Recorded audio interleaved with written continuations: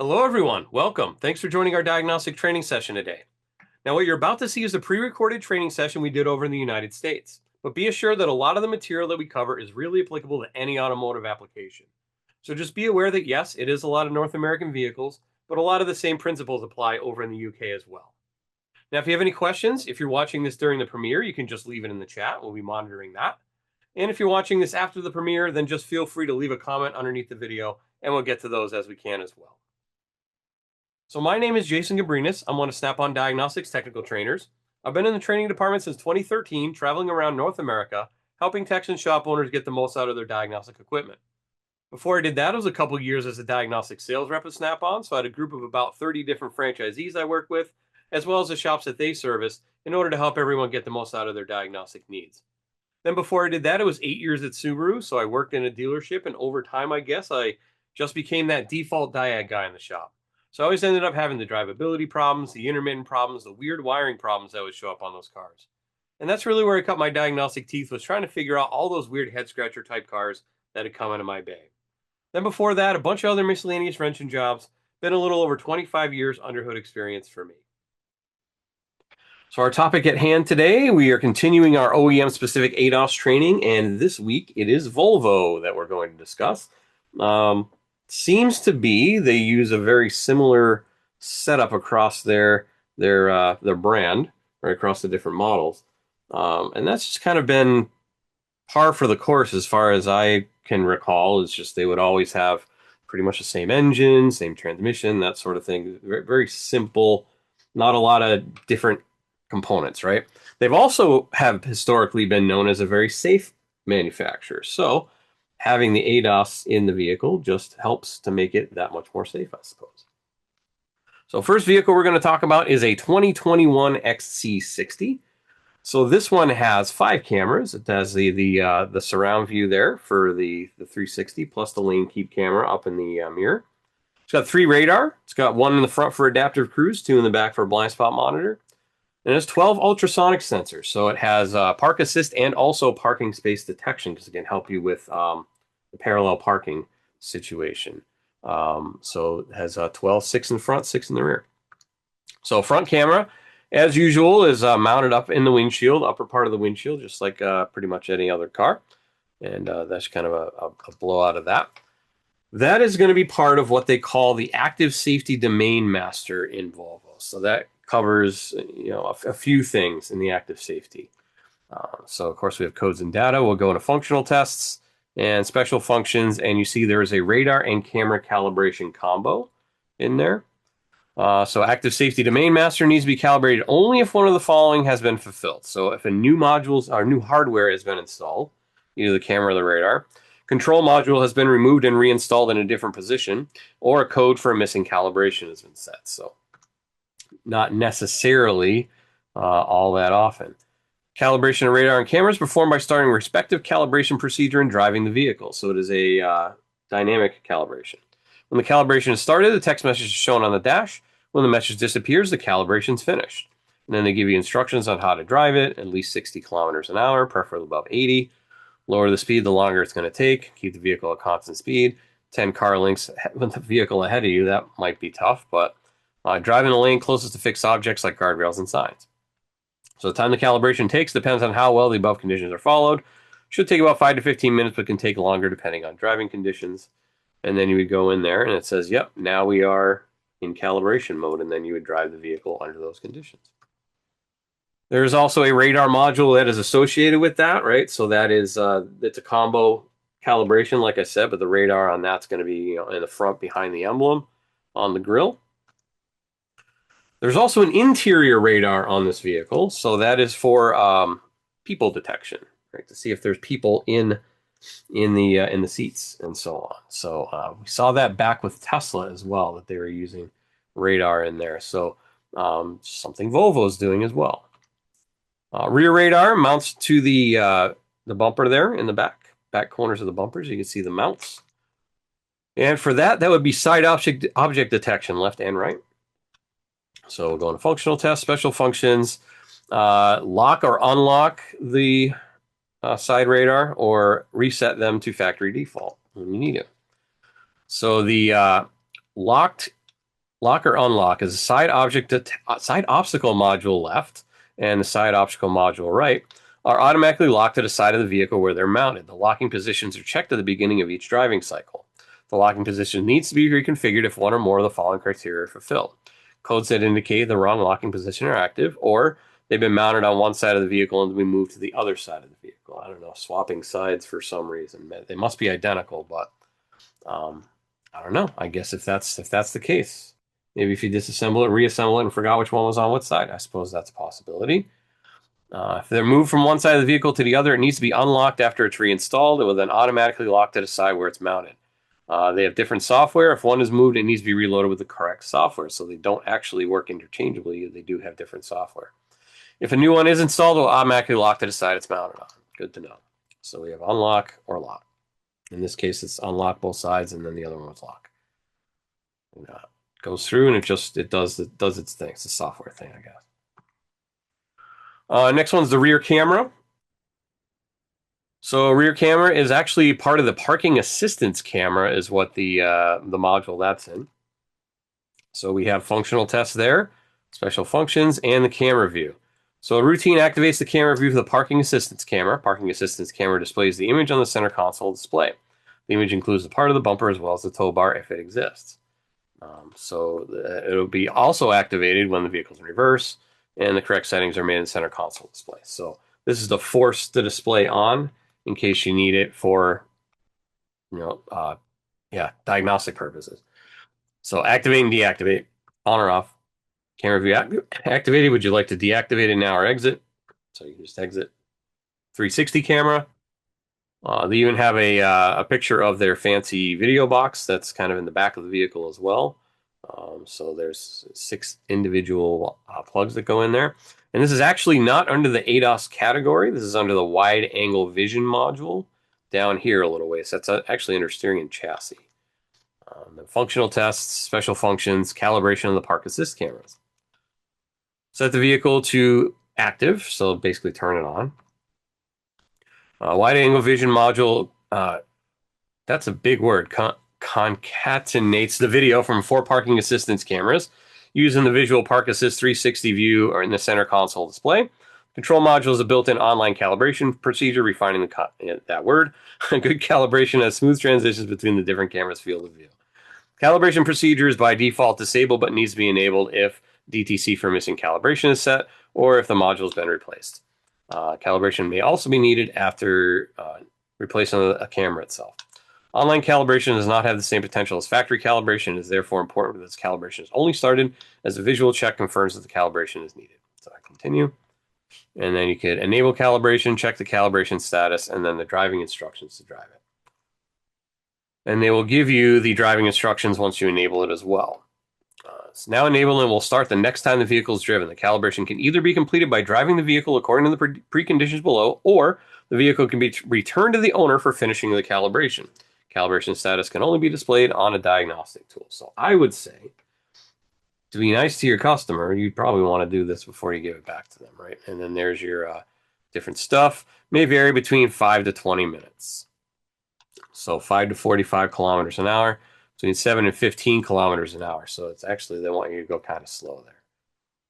All right, and then the park assist sensors don't have anything related to them scan tool wise. Next one's a 2019 XC90. So this one also has 5 cameras, lane keep and a 360 view. Also has 3 radar, adaptive cruise and blind spot monitor, and 12 ultrasonic sensors for park assist and parking space detection as well. Now, I did notice in this one, looking through the information, and they don't have the best, they don't release a large amount of information from Volvo for some reason. They always kept it close to their chest. But according to what I can tell, anyways, based on the information that I have, is the radar and the camera are all in one unit. So that must be the radar, and then the camera's right there. As far as I can tell, that's how it works. And then they made a change in like 2020, so that's why the 19 you see that. Active safety domain master once again on that. Functional test, special functions, radar and camera. It's going to be pretty much the same thing, just on this different car. I think there might be slightly different wording on the screen. Yeah. So it can be formed any time of day or night, but should be avoided in heavy rain, snowfall, fog, wet roads at night, dark roads without visible or narrow road lines, and radar calibration in heavy rain and snowfall. And then it tells you how to drive the vehicle again, at least 10 car lengths, and then it runs. Same deal.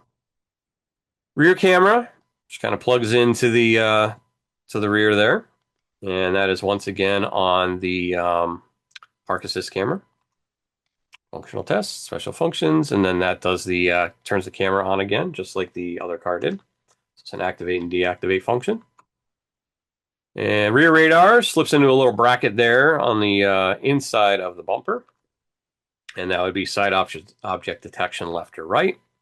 Functional tests again, special functions, and this one actually has calibration for the side object detection instead of the lock and unlock feature. Removes the current calibration from the side object detection control module left and right and restarts a new calibration. So you can see how they kind of changed the procedure over the years. So this was a little bit different. The other one was just basically a lock and unlock, and it learns itself. When the calibration is started, the blind spot information system LEDs will illuminate in each side mirror. Calibration is complete when the two LEDs go out. Finish calibration, the vehicle must be driven down the road. So you need to take it on a little road test again. Park assists, nothing scan tool related in there. All right, now last vehicle is a 2019 S60. So this one, once again, very similar to all the others. 5 cameras, lane keep and 360 view, 3 radars, adaptive cruise and blind spot monitor, and then 12 ultrasonic sensors, 6 in the front, 6 in the back for park assist and parking space detection. Now in this case, the front camera is kind of the that all-in-one model again, just like the last one, because that's kind of like the older model. Like I said, they made that change in 2020, I believe. So there's the whole assembly there, and you can see the mirrors there. So kind of the whole flat front points out. That makes me believe it's a radar. So that's active safety and a main master again on that one. 360 cameras. Here's one of the ones in the mirror. That has a similar calibration to the other ones, a wide angle vision module on that one.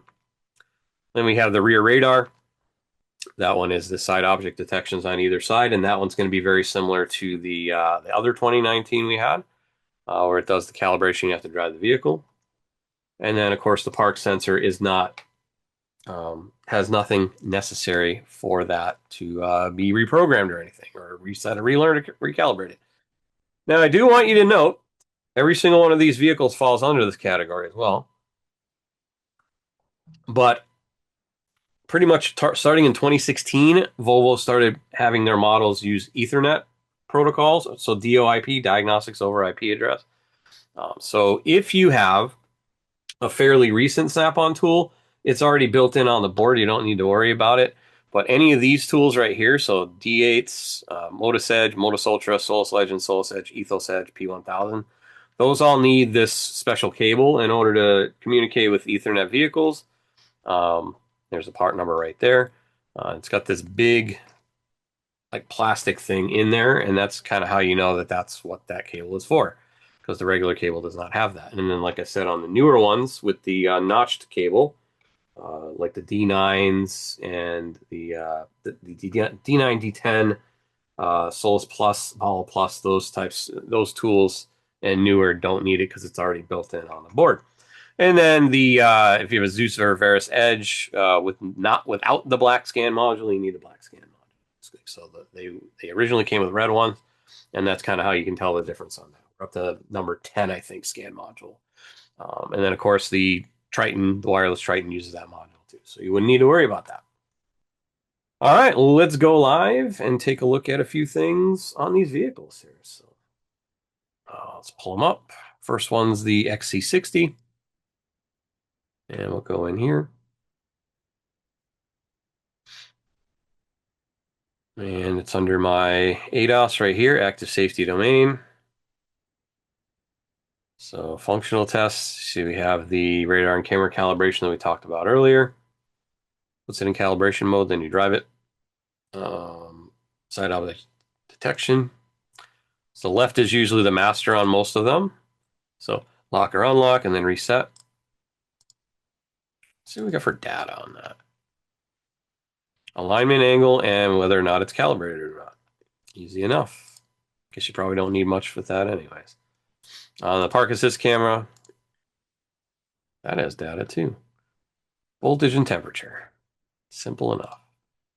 And then that one was the pack camera view, turns on the monitor.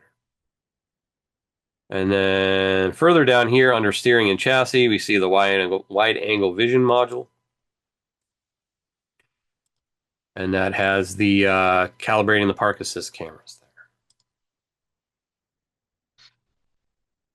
Let's go take a look in guided component. Oh, wait, no, we're not going to have those. I'm not new. Let's just go look in here real quick. Like I said, there's not a ton of information that they release on it, but there is information in here. Just sometimes it's not terribly intuitive how they lay it out. So see, this is under ADAS. They have it listed under brake controls, combined instrument sensors and warning systems, electrical equipment, media communication, and navigation. So that's all the ADAS stuff. And then you go in here, and then it gives you some lists. So active safety domain master, diagnostic information, built-in diagnostic system. So it's going to spit out codes. Installation instructions and accessories, park assists, electrical equipment, heads-up display, rain sensor, cleaning the windshield. There we go. So here's all the modules on the vehicle. So some of them are ADAS, some of them are not. Like I said, it's a little not as intuitive the way that they have their information laid out. So active safety domain master is there. Let's see. Park assist camera, front rear side, park assist sensors, rain and light sensor, side object detection module. So let's see, 2020 through 22. Removal and installation. There's a module right there. Let's see where it pops out of the thing. So like I said, not a ton of well-organized information anyways. They do give you enough to work on it, but that's about it. They've always been pretty stingy with information. I remember it took us forever to get them in the scan tool because they just weren't forthcoming with the information. So. But we ended up having the Vantage Pro being the factory tool for them. So I guess it worked out. So once again, it's going to be very similar on this one since the years are very close and the modules are going to be pretty close. They're going to be pretty much the same thing. And like I said, no targets on this. It's just a drive it, set it, and drive it. So we're going to set it to this, then hit continue. It executes, and then we would drive it. So it says you must be driving it. And that's it. Put it in the learn mode and drive it. Very easy. All right, and then it should be the same for the S60. Very non-confusing, at least when you're doing this stuff. These seem like a pretty easy one to do. Some of them you have to get out the whole rig and put up the banners and the targets and all that other stuff. So yeah, it's going to be the same thing here. Active safety domain, park assist camera, and then down here will be the wide angle vision module for the 360 camera. So as long as you know where to find it, makes it easy enough. And like I said, it appears that it's pretty much mostly dynamic. Didn't find anything that needed a target at the time, so looks pretty straightforward. So once again, I usually say at the end of these, if there is a brand that you want to get your feet wet on, this might not be a bad one. Some other manufacturers where you need like 20 different targets, it's not that great to start on. Maybe that's a next step, right? So Volvo seems to be pretty easy when it comes to ADAS, and that is ADAS on Volvo. And with that, that's our time here today. So make sure you tune in for new diagnostic content every week. We'll be premiering a new video every Wednesday at 7 p.m. UK time, so make sure to check it out here on our YouTube channel. Please make sure you also subscribe, thumbs up, and ring that little notification bell so you'll know anytime we post new content. With that, time for questions. Now, if you have any questions, once again, if you're watching this on the premiere, just leave it in the live chat and we'll do our best to answer those. Otherwise, leave a comment under the video and we'll get to those as we monitor those comments as well. So I'd like to thank you for taking a little bit of time out of your day to learning a little bit more about how you might be able to be more efficient at diagnosing vehicles using some of the information that we've been giving you today. Hopefully we'll see you next week and we'll see you on any of our other videos. Have a good week, have a good night, and take care.